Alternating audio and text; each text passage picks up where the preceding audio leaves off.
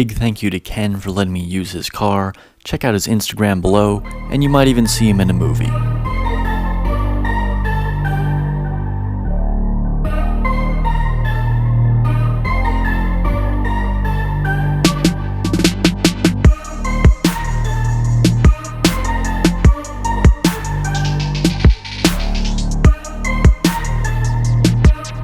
What's up, fellow drivers? Today I'm going to be reviewing a 2004 Nissan 350Z, or Fairlady Z, depending on where you are. This is the Z33 generation of Nissan's long-running Z series, and it is the successor to the 300ZX. So today I'm going to try and answer two questions. The Z's been out for a long time, and so we want to know, is it really a good deal? And is it a real sports car, given that it was kind of Nissan's re-entry into the market as a sports car?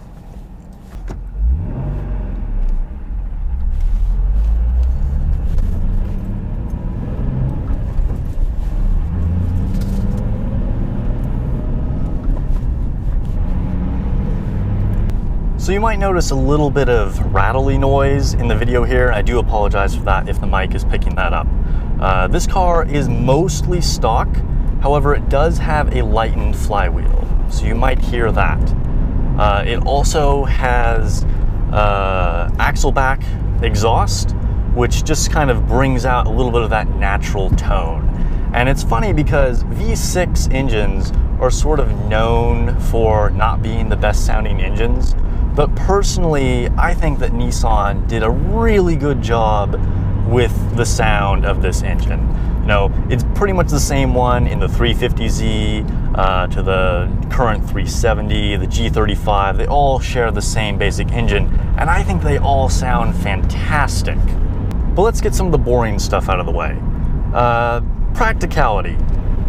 So this isn't the smallest sports car, so you might think it would have a pretty good amount of room compared to something like a Miata or something like that. But honestly,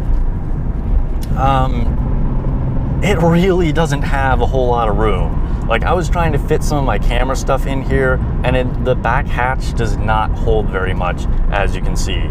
And this car has a pretty good sound system. It's got an amp in it, so that's pretty sweet, but it does take up a little bit more of that precious cargo room. And you have this support beam in the trunk that adds rigidity, but again, takes up the cargo room. But frankly, that's not why you're getting this car, right? I mean, you didn't get it for something that was really practical. If you wanted a lot of space, you probably would have gotten something like a Subaru STI. And speaking of the STI, back in the early and mid 2000s, kind of the four new cars to have, at least for me and my friends, although none of us could afford any of them, would have been the Subaru STI, the Mitsubishi Evo, the Honda S2000, and the 350Z. And I would say that the 350Z nowadays is the best bargain, okay? So that's another element to practicality that you have to consider, is like your value for money. Of course, it is a sports car that is only 2 seats, so you're not going to have a lot of room for passengers. So again, if you're looking for that, the Z isn't going to be the right car for you, but I don't hold that against it at all. I personally really like 2-seat cars. Fuel economy is another mark against it. It's not very good. You get anywhere from around 16 to 17, maybe 20 if you're being really careful on the streets. You can also get up to like 24, 25 maybe on the highway. See how it does in these hairpins. Ah, man, that engine sounds really good. Brakes feel good. So yeah, getting into some of the fun stuff. God, man, that really sounds good. It just has this growl to it. So it has a 3.5 liter V6 that is sending power to the rear wheels through a 6-speed manual transmission. It was offered in an automatic.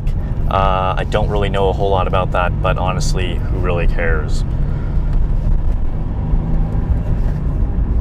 The shifter feels really good, and I'm kind of a picky person on shifters.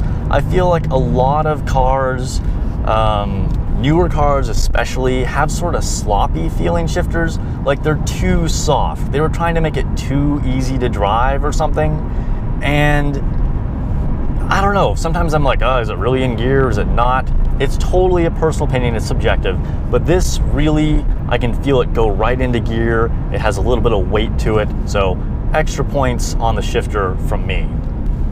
As far as out-and-out performance, it feels pretty quick. It's making 287 horsepower and I believe 274 pound-feet of torque, and you can definitely access that through a pretty good amount of the rev range. Let's test it out.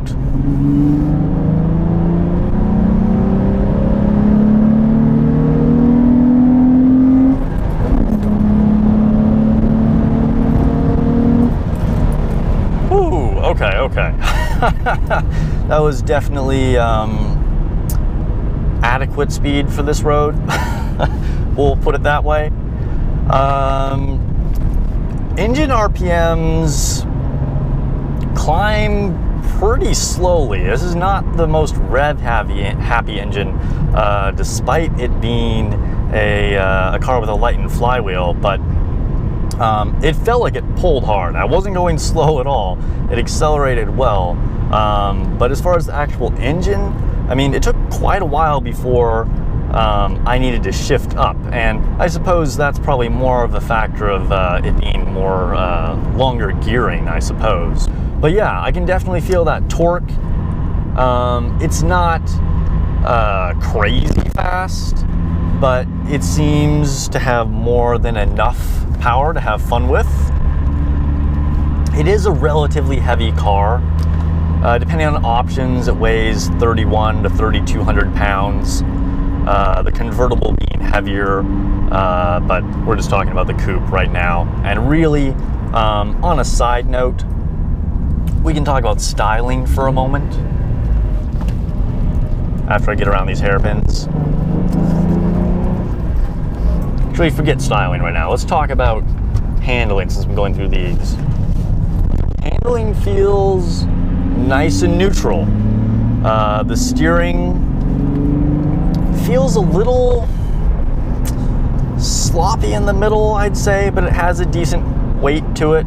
You know, it's not super light or super heavy, but it's just a little vague feeling, so not the best steering feel.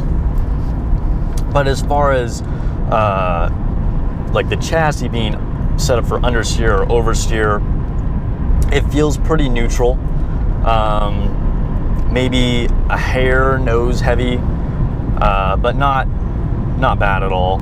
I don't know exactly what kind of tires are on this car, and I'm not, on a racetrack here, but it seems to have a decent amount of grip. I was able to go around those hairpins, have some fun.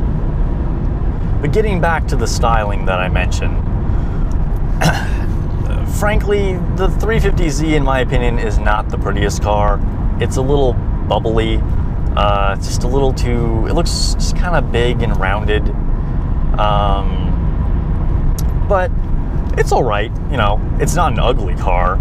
And I think the 370Z improved on it a bit, just made it a little bit more aggressive looking. Interior is nice. This wasn't, a high-end luxury car, but this was right around $30,000 and seems decent. Center console is maybe a hair plasticky, but the steering wheel feels nice. The seats are nicely bolstered. I like the gauge pod arrangement. It has some nice big gauges here in front, the tachometer in the center.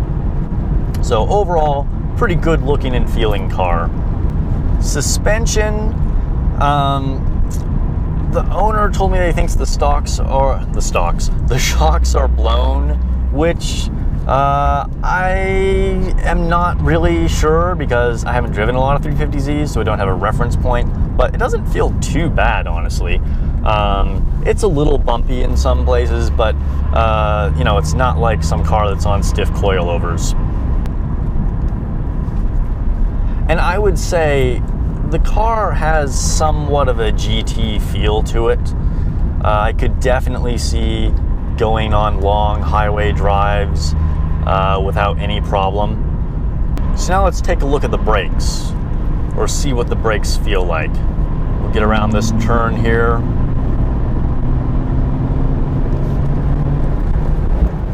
There's nobody behind me.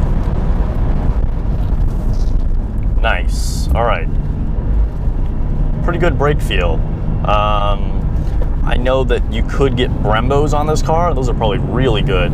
I don't know how these brakes would stand up to like repeated heavy track use, but for street driving like this, they stop pretty well. I think my biggest critique of this car from a driving perspective is that the gearing feels a bit long to me. I'd like something that was a little closer, a little shorter. But overall, power feels good. I don't notice the weight as much as I thought I would. And brakes feel good. And overall, it seems like a pretty balanced package.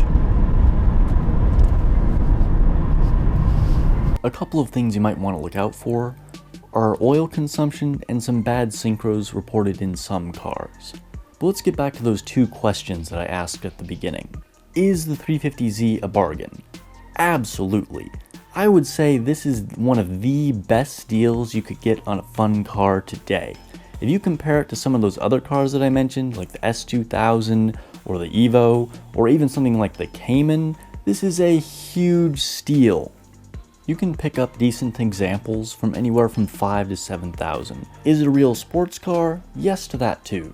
I didn't notice the weight nearly as much as I thought I would, and I know I said I wasn't a huge fan of the styling, but honestly, the basic roofline is pretty slick and it has a good stance. It sounds great, has the performance to back it up, and if it has a little bit of GT influence to make it better at cruising, I'm all for it.